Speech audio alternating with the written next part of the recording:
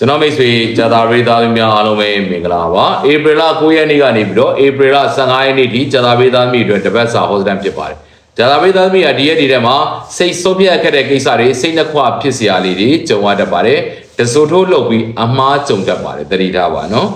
တန်းတန်းမေမေလုပ်တဲ့အချိန်ပါပဲသူတစ်ပါးကိုကူညီရတဲ့အလုပ်တွေနဲ့မာနာရအောင်ဖြစ်နေတတ်ပါတယ်အလုပ်တွေတအားလုပ်ပြီးတော့ငွေကျက်နေတတ်ပါတယ်နာမည်ကြီးထမင်းငတ်ဆိုတဲ့ဂိမ်းမျိုးပါပဲ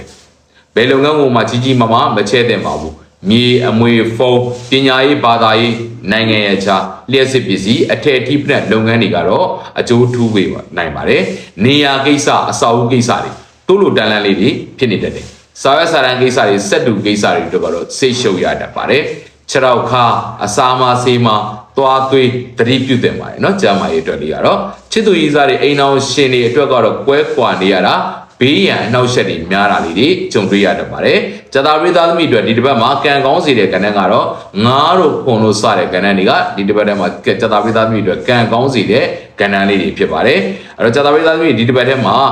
အညံ့အခိုက်တွေပြပြောင်းပြီးကောင်းကျိုးချမ်းသာတွေရရှိစေဖို့ကိုဖျားစီဒီပစုစုရဲ့စနေတောင်းမှာထီးပြူဆက်လက်လှူပြီးတော့လိုရာဆုတောင်းလိုက်ပါခင်ဗျာကျွန်တော်မိတ်ဆွေဂျာတာပရိသတ်သမီးများအားလုံးပဲအောင်စီပိုင်စီနိုင်စီပါခင်ဗျာ